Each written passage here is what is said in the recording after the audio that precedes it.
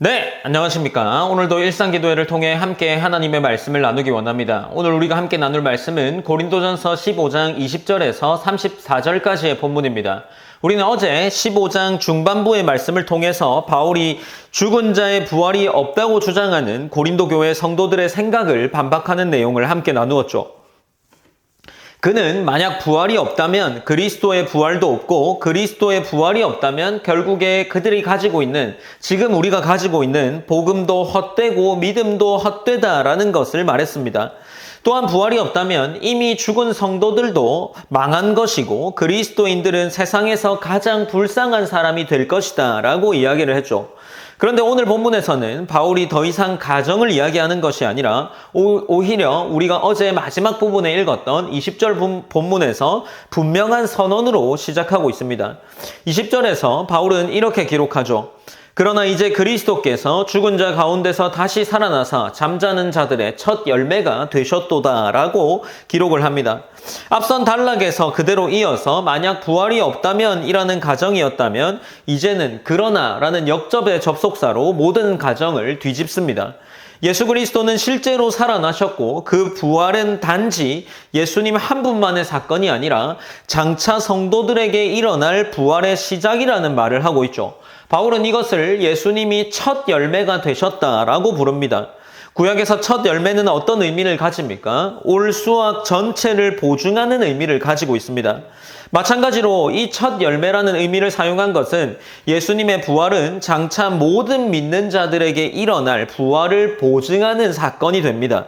그래서 성도의 부활은 막연한 기대가 아니라 이미 시작된 하나님의 약속이라는 것을 바울이 이야기하고 있는 거죠. 그리고 21절로 22절에서 바울은 아담과 그리스도를 비교합니다. 사망이 한 사람으로 말미암았으니 죽은 자의 부활도 한 사람으로 말미암는다라고 이야기를 하죠. 아담 안에서 모든 사람이 죄를 범하게 되었고 죽게 되었습니다. 그리스도 안에서는 반대로 생명을 얻게 된다는 거죠. 여기서 바울은 개인의 죽음과 생명을 이야기하는 것이 아닙니다. 인류 전체를 대표하는 두 사람을 이야기하면서 첫사람 아담 안에서 죄와 죽음이 세상에 들어왔고 마지막 아담이신 예수 그리스도 안에서 생명과 부활이 시작된다라는 거죠. 23절로 28절 말씀에서 부활의 순서와 하나님의 구원 역사의 완성을 설명합니다. 먼저 그리스도께서 부활하셨죠. 그 다음에는 그리스도께 속한 자들이 주님께서 다시 오실 때 부활하게 될 것을 말하고 있습니다. 그리고 마지막에는 모든 권세와 능력이 무너지고 하나님의 나라가 완성될 것을 이야기합니다. 특별히 26절 본문에서는 이렇게 기록하는데 맨 나중에 멸망받을 원수는 사망이니라 라고 기록을 하고 있습니다. 우리는 보통 죽음이라는 것을 굉장히 당연하게 생각합니다. 그러나 성경은 죽음을 하나님께서 창조하신 원래 질서로 이야기하지 않는 것이 오늘 15장 26절 본문에 드러나고 있습니다. 죽음은 죄로 들어온 원수입니다. 그런데 예수 그리스도께서 부활을 통해 이미 그 죽음을 이기셨고 마지막 날에는 사망 자체가 완전히 제거될 것이다 말씀하십니다. 29절은 신약 성경에서 굉장히 해석하기 어려운 구절 중에 하나이지만 이렇게 기록하고 있습니다. 29절 말씀입니다. 만일 죽은 자들이 도무지 다시 살아나지 못하면 죽은 자들을 위하여 세례를 받는 자들이 무엇을 하겠느냐? 어찌하여 그들을 위하여 세례를 받느냐라고 기록을 합니다. 죽은 자들을 위하여 세례를 받는 자라는 것을 언급하는데 정확히 어떤 관습을 말하는지 학자들 사이에서도 여러 견해가 있습니다. 그러나 우리가 이것들을 볼 때 중요한 것은 바울이 그 관습을 가르치고 있거나 명령하고 있는 구절은 아니라는 점이죠. 바울의 논지는 단순하게 이 문맥적으로 볼 때 만약 죽은 자의 부활이 없다면 왜 그런 행동을 하겠느냐라는 겁니다. 즉 부활이라는 것을 부활을 믿는 사람들이 실제로 부활의 소망을 가지고 살아가고 있다는 것을 본문이 의미하고 있는 거죠. 30절로 32절 말씀에서 바울은 자신의 삶을 그 예로 들고 있습니다. 그는 날마다 죽음을 각오하며 살아가고 있음을 기록하죠. 또한 에베소에서 맹수와 싸운 것 같이 극심한 어려움을 겪었다고 이야기를 합니다.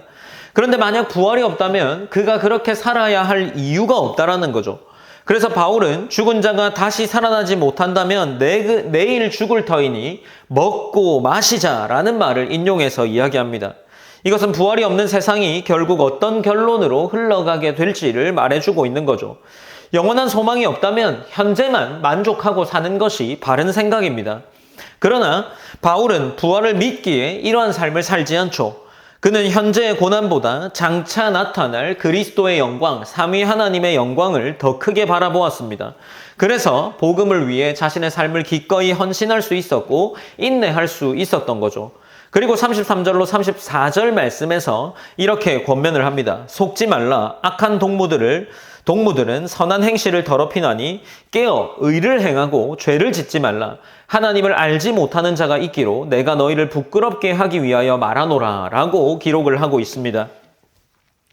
고린도 교회 안에는 부활을 부정하거나 왜곡하는 사람들이 있었습니다. 그것이 성도들의 삶에 영향을 주고 있었고 바울은 부활 교리가 지식의 문제가 아님을 말하면서 무엇을 믿느냐는 결국 어떻게 살아가느냐와 연결된다라고 기록을 합니다. 부활을 믿는 사람은 결국 현재를 다르게 살 수밖에 없다라는 거죠. 왜냐하면 죽음이 끝이 아니라는 사실을 알기 때문입니다.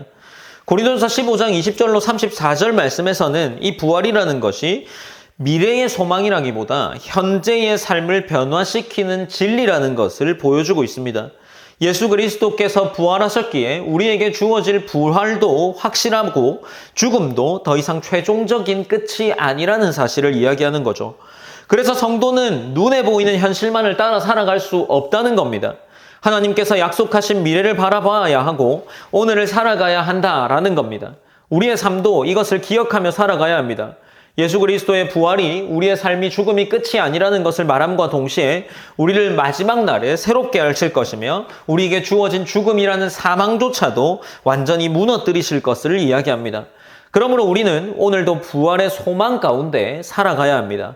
눈앞의 현실만 바라보지 않고 부활하신 그리스도를 바라보며 믿음의 길을 걸어가야 합니다. 우리가 이 사실을 기억하면서 함께 기도함으로 나아가기 원합니다. 첫 번째로는 예수 그리스도의 부활이 장차 우리에게도 주어질 부활의 보증임을 기억하면서 어떤 상황 속에서도 소망을 잃지 않고 살아가기를 기도했으면 좋겠습니다.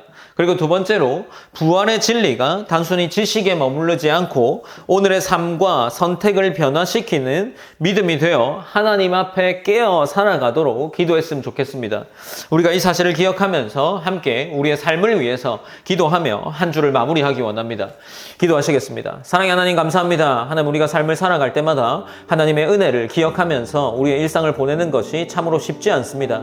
그러나 우리 안에 기억되어야 할 것이 오늘 본문은 부활이라는 것, 그리고 그 부활을 믿을 때에 우리의 삶이 변화가 있을 수 있다는 사실을 기억하게 합니다.